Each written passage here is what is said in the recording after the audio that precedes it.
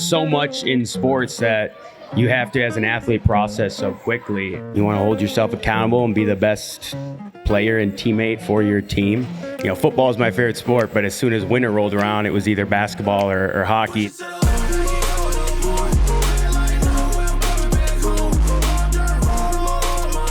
We are live here at the Athletes in Sports podcast, Joy of the Pond Mite Jamboree. We've got Vikings linebacker Blake Cashman from Eden Prairie, Minnesota. Played football at the University of Minnesota. Now you're back, hometown kid, back in Minnesota. But since we're at a hockey event today, did you play hockey growing up?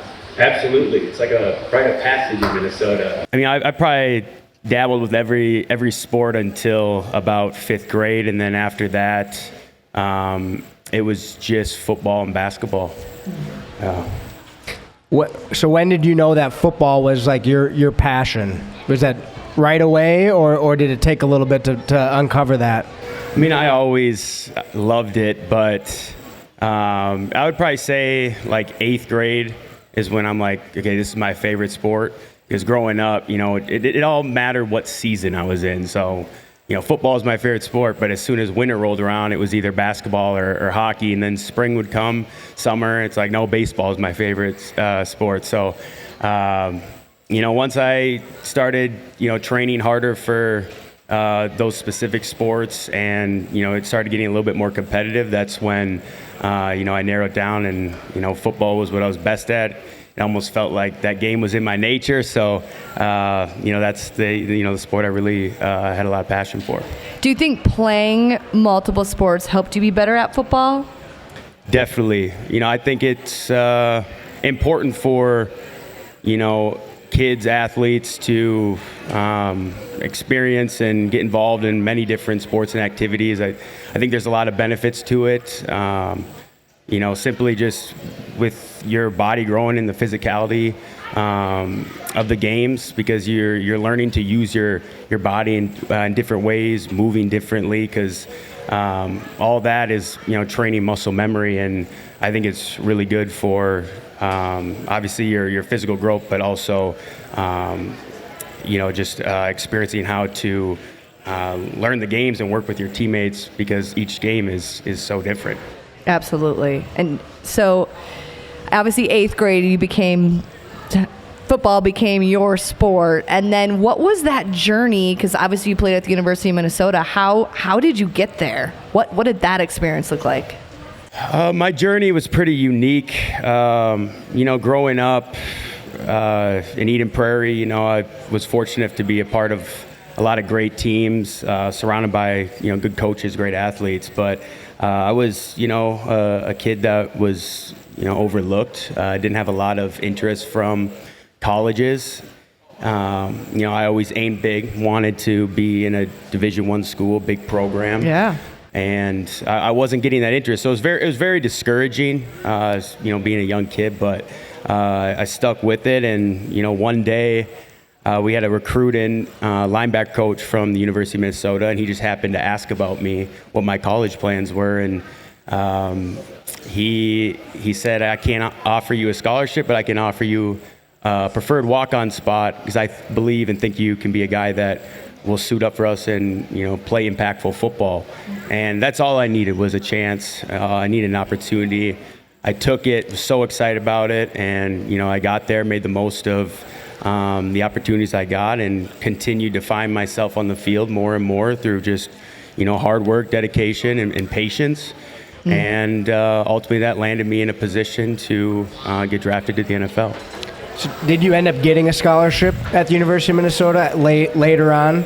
Yes. So my sophomore year is when I kind of had a breakout season.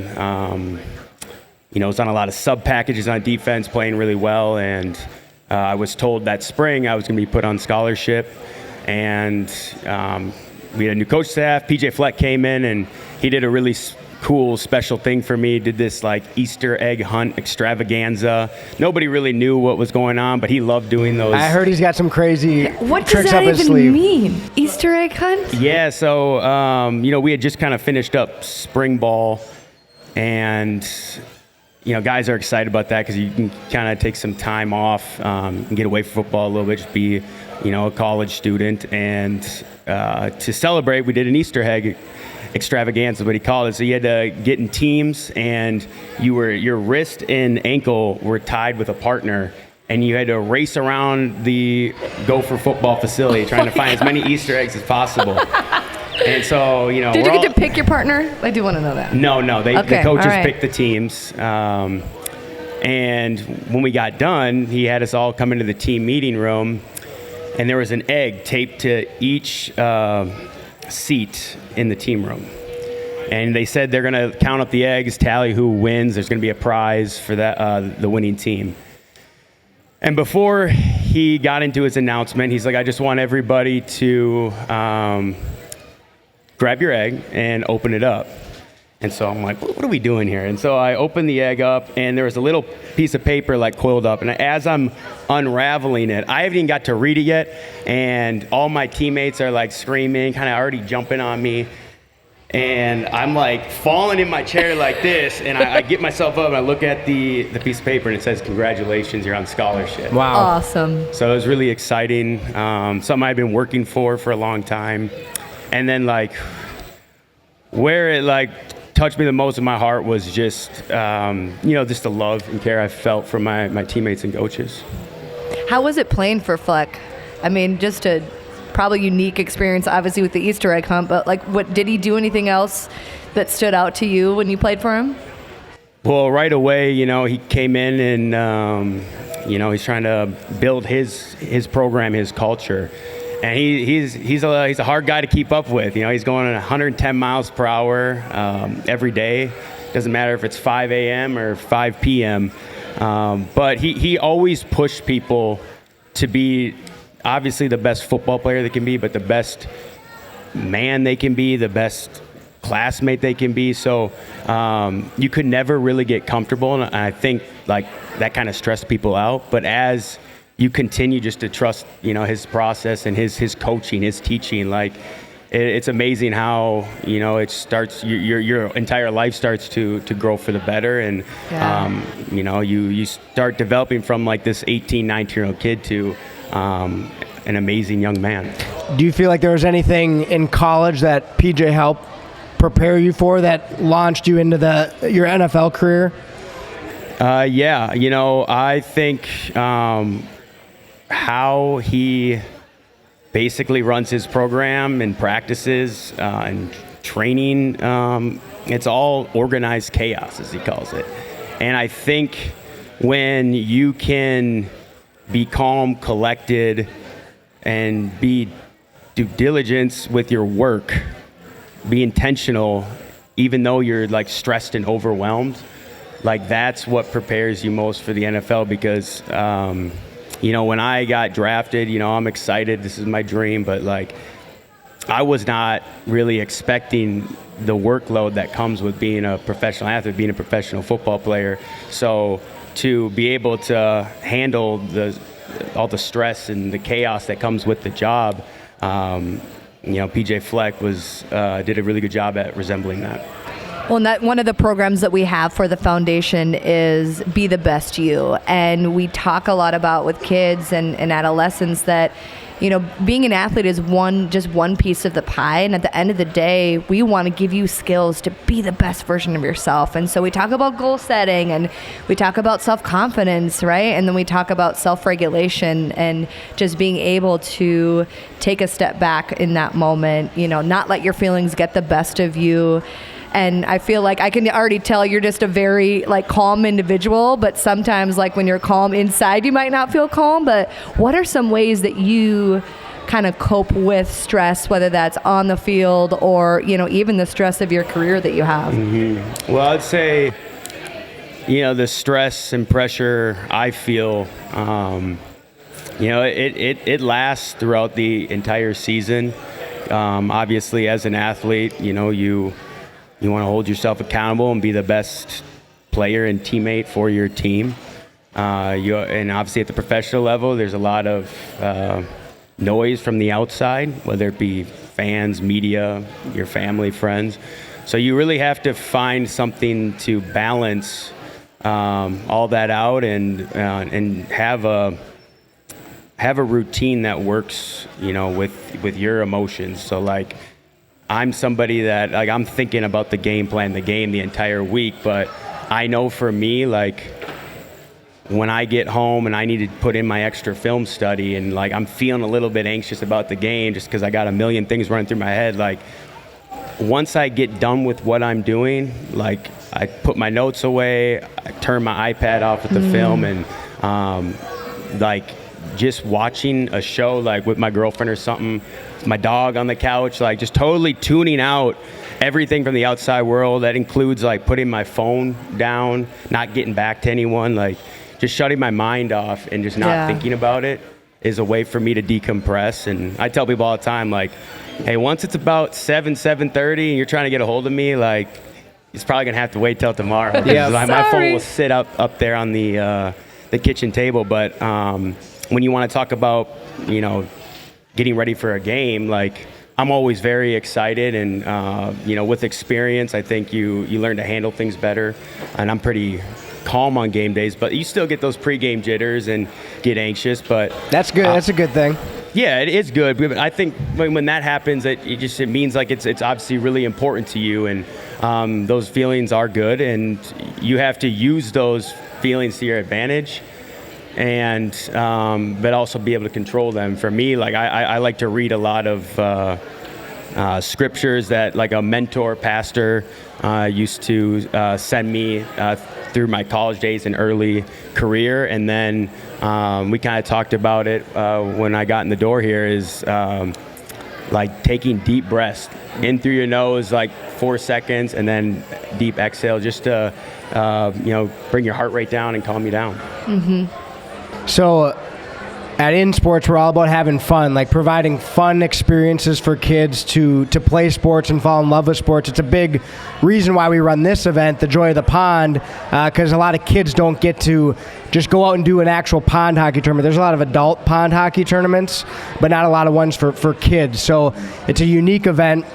But for you guys, for the Vikings this season, it seemed like your defense had a lot of fun doing all the dances when you guys got interceptions or a defensive touchdown. Were you part of that, all the dances and everything? I know Metellus and Bynum were leaders in that, but yeah, they orchestrated basically all the dances, and some guys got involved. I would try to get involved, and then they would lose me. I'd get lost very quickly just because I don't consider myself a great dancer, and I can't be embarrassing myself in front of millions of people, but definitely had fun with it. And guys would often, jump in and get involved and just, put their own rhythm and dance to the celebrations. But, that's why this season was so great and so special to us, is because the relationships were different. At the professional level, it's not the same as, college or in your youth growing up all the way through high school. It's a job, but you really felt like the brotherhood and what it means to be like a family in the locker room. And, a lot of teams talk about it and want to have that, but it's really hard to get that, and we had that. And that's why it was so much fun playing with those guys, because we all wanted to win and see each other win. And, it's something that I hope we can continue to build for years to come, because like I said, it's really hard to get that. It's different. Yeah, like when you allude to it's different, can you pinpoint how? Like, and sometimes it's just a feeling, right? And the group just meshes together. But I feel like there has to be some intentionality about things that you're doing to stay that close and to have that culture. Yeah, I always believe it.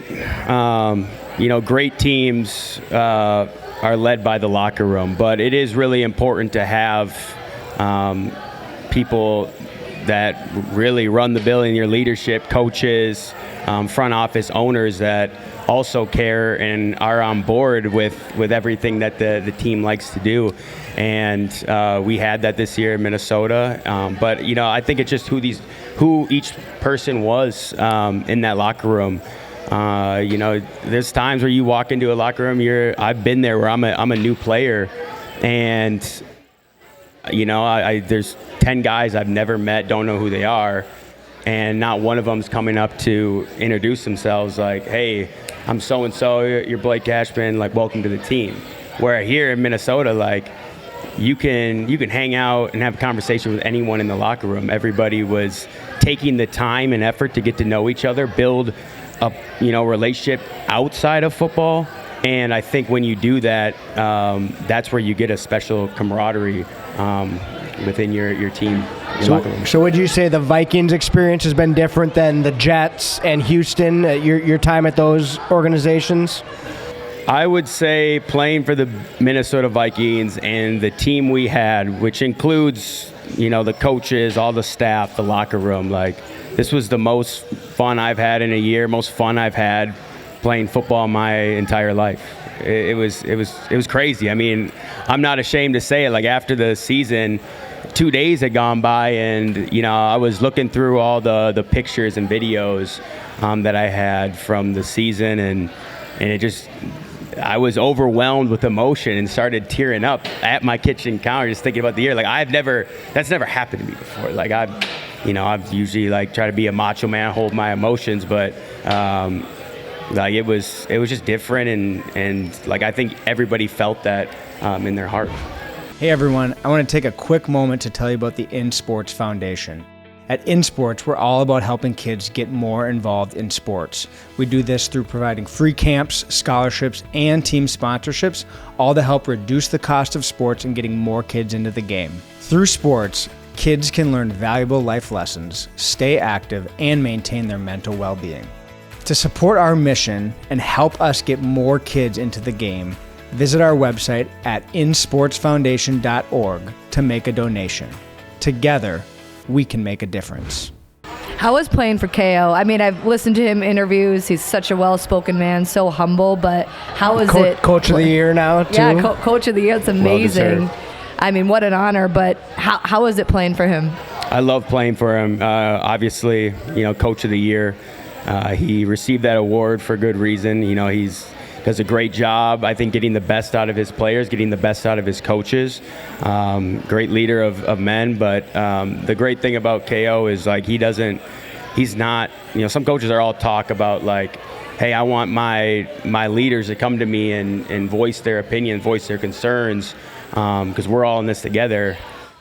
Coaches say that, but they don't always mean it. Where they'll listen to you, but they're gonna do it their way. And with KO, like, he's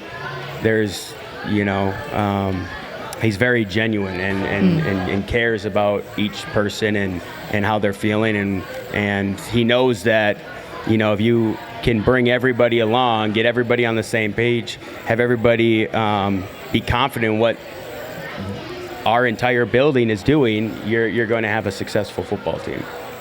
And how about Flores? How is it playing for a guy like that on the defensive side? He's the man. He always talks about, he wants a team, a defense that has high football IQ and joy. He always preaches about joy, and that's something to, no matter what level of sport you're at, like, it's really important to have that, because it's why you play the game. And there's so many things you can learn from the game, but if you're not having fun doing it, like, what are we doing? But he's a great coach, obviously a mastermind on defense. He's not afraid to take risks. But it gives a lot of guys opportunity to make plays, and you never know who's it going to be. But that's why, with his defensive scheme, it's probably the ultimate team defense that I've been a part of. So in high school, you played offense, right? Or were you always defense? I played both. I played more defense, but I was factored in on some packages on offense. Okay. I'm still learning the game of football, clearly. I used to give Mike Grant a hard time. I'd always be like, you got to put me at running back. You got to put me at receiver. Like, you got to give me the ball, man. He's like, nah. Like, just wait. Like, wait for playoffs. We have some ideas. But every week in high school, I was, in his ear, give him a hard time because I want to be out on the field as much as possible. Absolutely.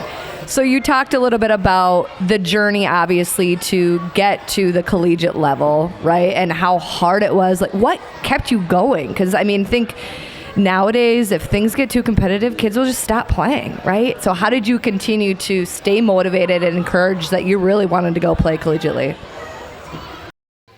There was moments where it took some reflection of like what I wanted to do, who I wanted to be, and athletic sports has been a big part of my life. Really has been my life, and part of it's been wrapped in my identity, if I'm being honest. But there's so much you get from sports, where you learn how to work well with a team, and within a team there's many different individuals that demand you to have maybe a unique relationship with each teammate of yours, and so you learn how to work well with others. I think it teaches you a lot about accountability, intentionalism, work ethic, purpose, all that. And when I'm sitting there reflecting on like what I want, who I wanted to be, like I felt like I was at my best. I was the best version of myself when I was out there, running between the white lines on the football field.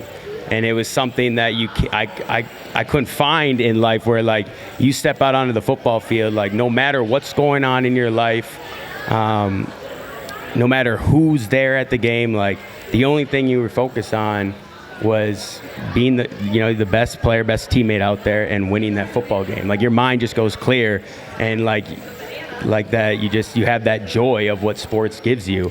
And as I was sitting there reflecting, I'm like, I still wanted that, because I almost wasn't getting scholarship offers, wanted to walk away from it because I was so discouraged. And I'm like, that's not who I am. I love the game of football. I love what it's done for me in my life, the relationships it's given me, how it's developed me as a human being, and I need more of that. And so I'm like, all I need is opportunity.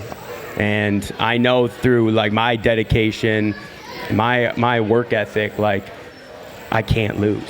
And so I bet on myself, and I'm so glad I did, because that was the one lingering factor that just ran through my head while making that decision to walk on in Minnesota. Was I don't want to look back 4 or 5 years from now after I've graduated and say, what if I would have taken a chance on myself and walked on in Minnesota?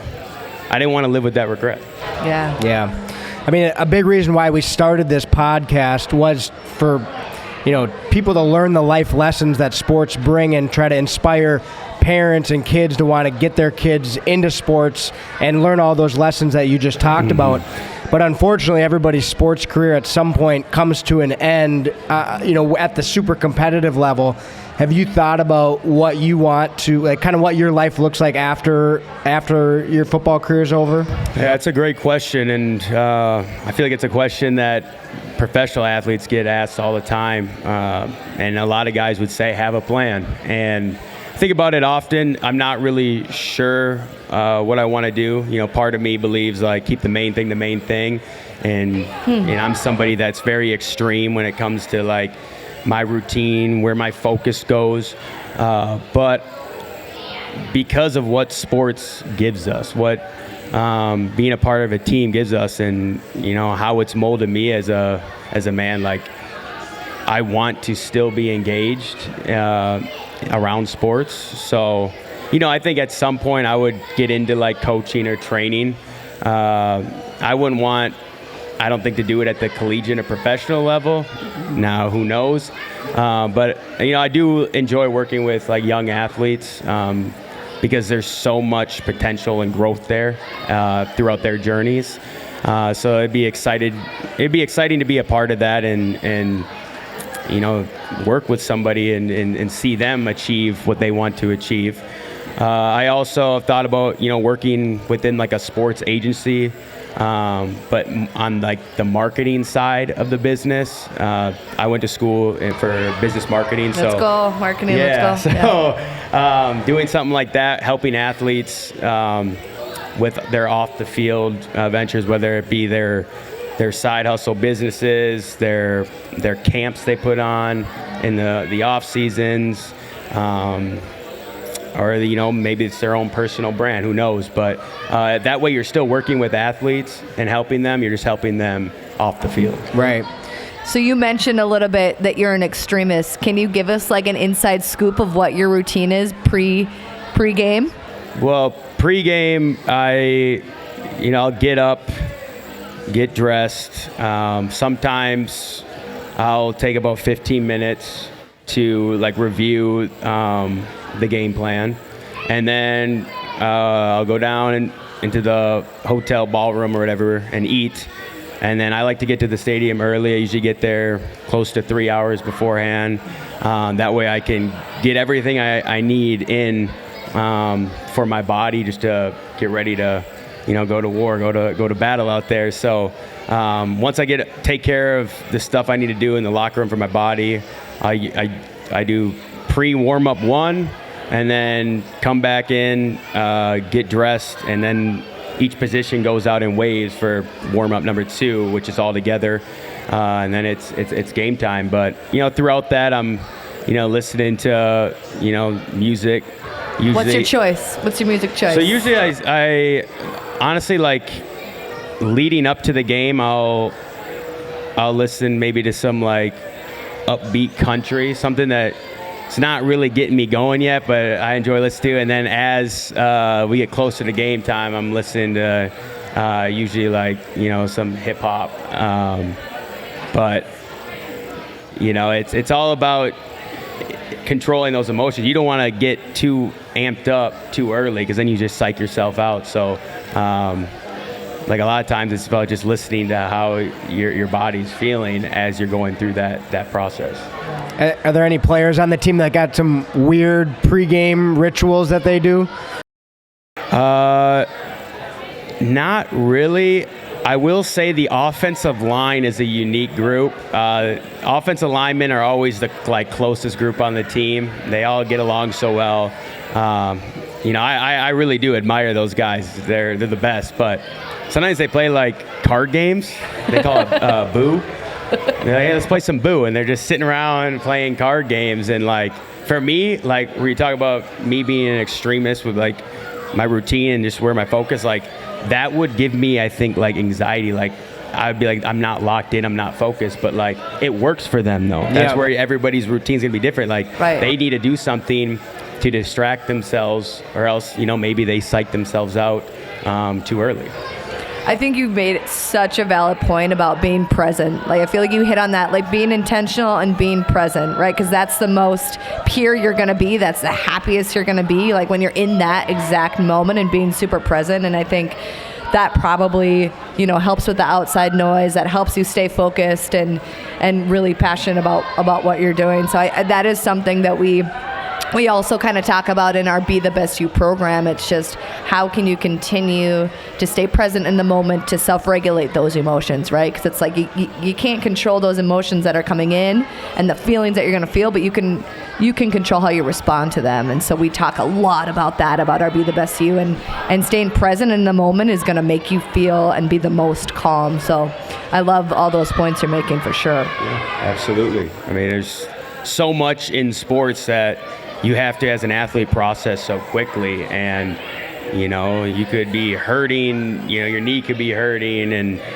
mentally you're flustered because you're not off to a great start, and the opposing team has the momentum, and it's how do you control your emotions, control how you're feeling? How quickly can you process those things and stay calm and stay focused on the objective and get back to collectively working as a team to maybe get out of a hole that you got yourself into early? All that stuff is.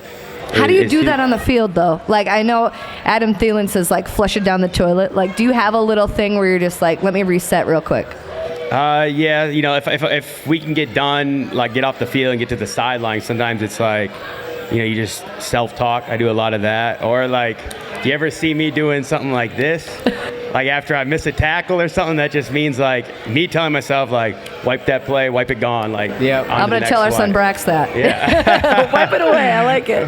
Now awesome. You said you like working with kids, and did I see you have a football camp that you run in the summertime? So the past few years we've done a with 2 guys. One's now retired, but 2 other guys I grew up with that play in the NFL, and we would do that at Eden Prairie. This year, still working through some things because there's potential maybe change with our off-season program.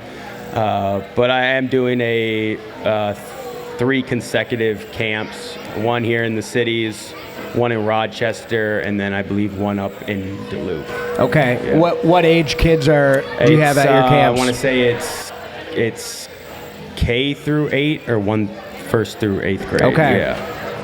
Well, and so our foundation is all about giving kids a chance, like being able to do unique experiences. So if there's anything we can do to help, whether that's give scholarships for kids to attend, or maybe even do a Be the Best You session for the kids that are there, we'd love to be involved in however we could. Yeah, that would be great. I appreciate saying help that. out. Okay, Blake, I have some rapid fire questions for you, okay? Okay. All right, favorite cheat meal? Cheat meal? Probably pizza. Pizza. Well, what kind of pizza? What kind? Maybe just a good sausage pepperoni, a little hot honey on there. Toughest player you've ever tackled? Ooh, that's a great question.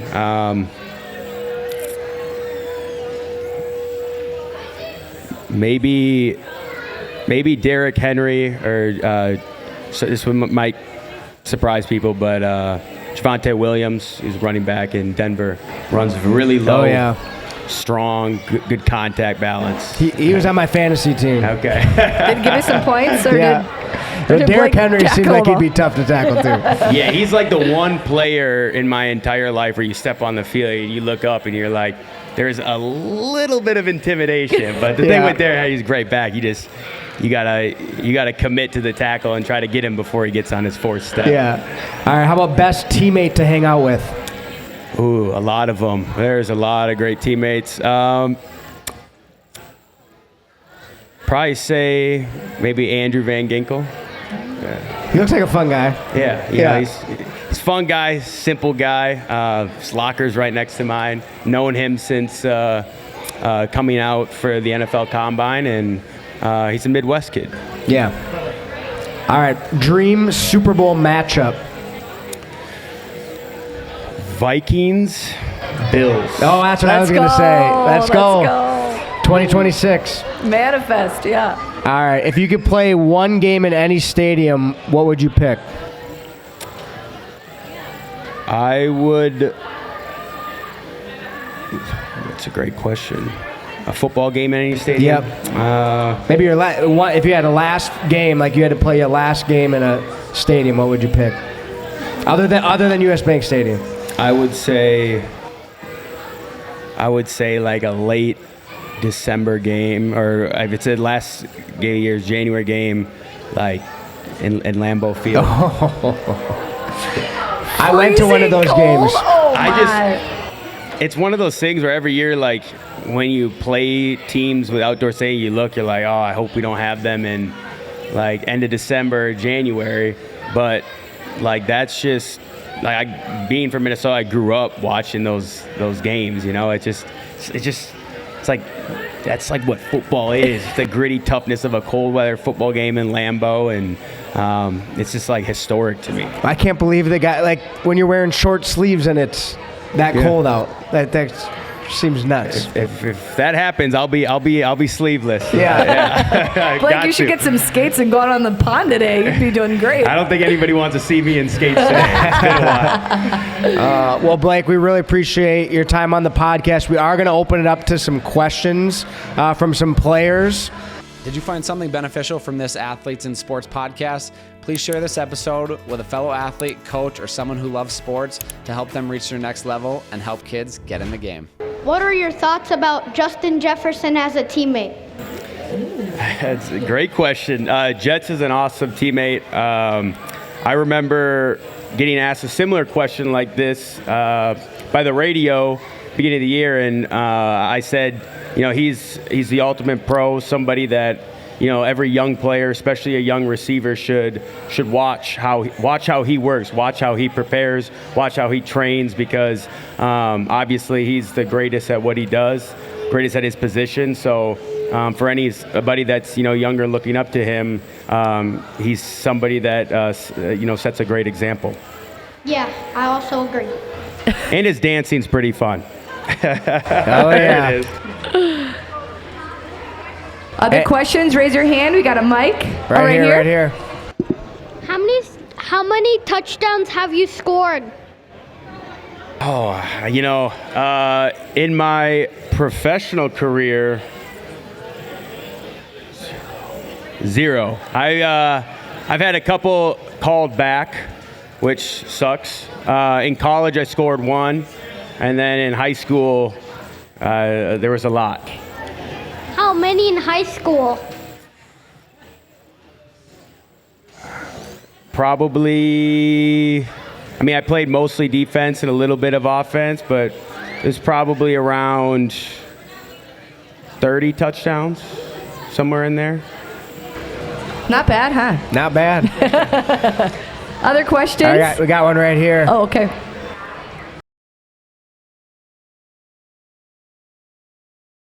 Ask him a question. How much people is there on the Vikings? How many, players? Yeah. Close. Yes, 53. And then you have about, 16 guys, 14, 16 guys on practice squad. It's a big locker room. All right, we Great got questions. Another Keep one them right coming. here. Number 13. How many football games have you won? Oh. We won a lot this year. Unfortunately, I think my first 4 years in the NFL, I only won a total of 15 or 16 games. Wasn't too much winning going on, but I would say the last 2 years I've won 25 games in 2 years. That's pretty good. It's because Blake came to the good side. Other questions?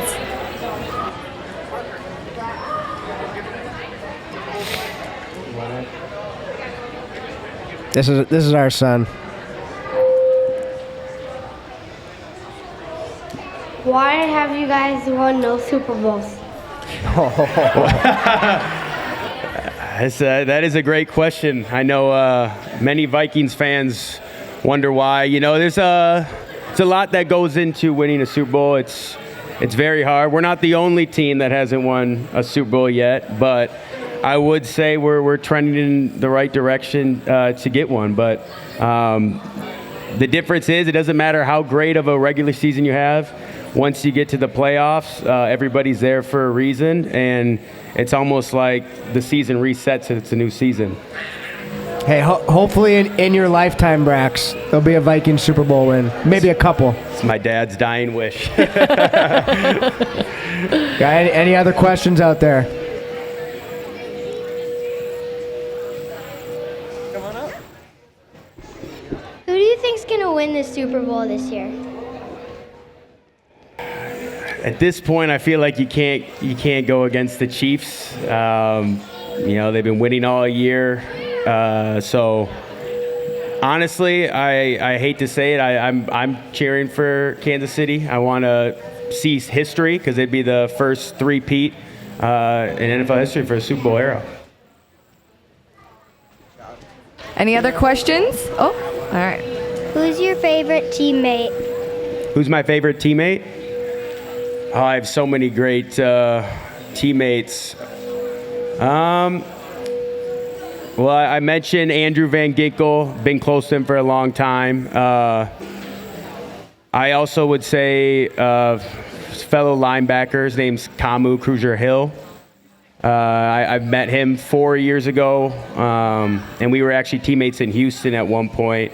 But he's just a guy that's played football 9 years, knows the game really well, and just does a very good job at including all his teammates and creating a fun environment.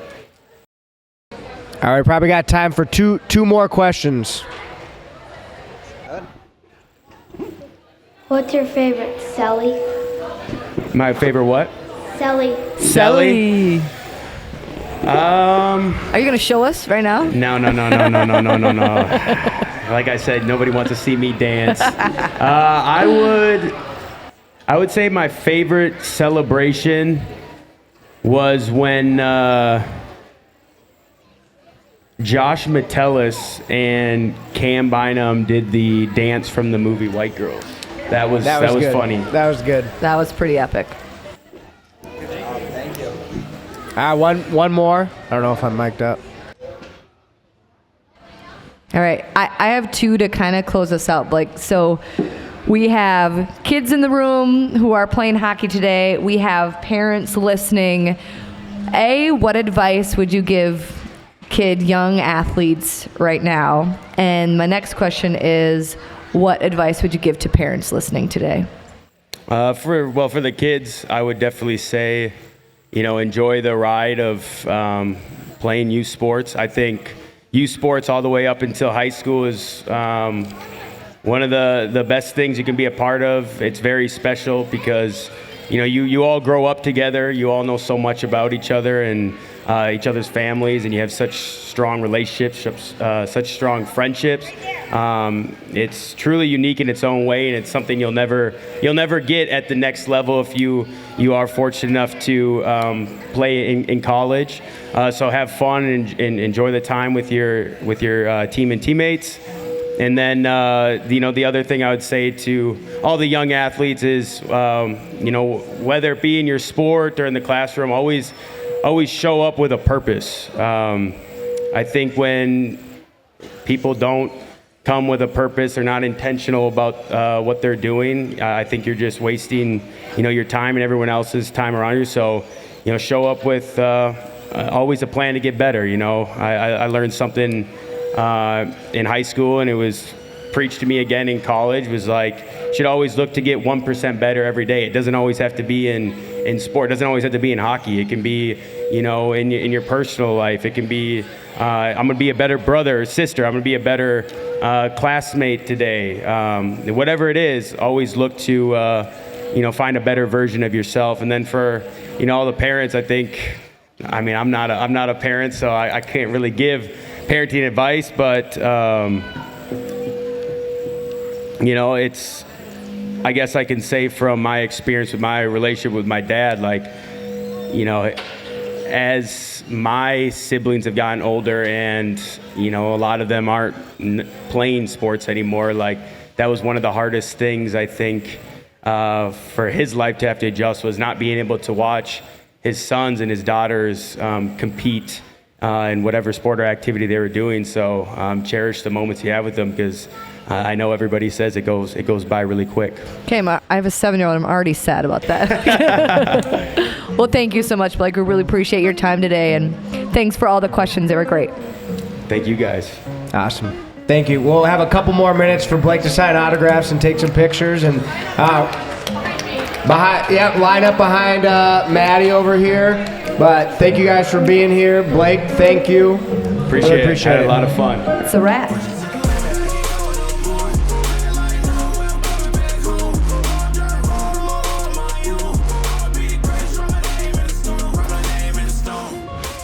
Thank you so much for tuning in to the Athletes in Sports podcast. If you enjoyed this episode and want to hear more from inspiring athletes, we encourage you to subscribe to our podcast and follow us on all of our social media channels.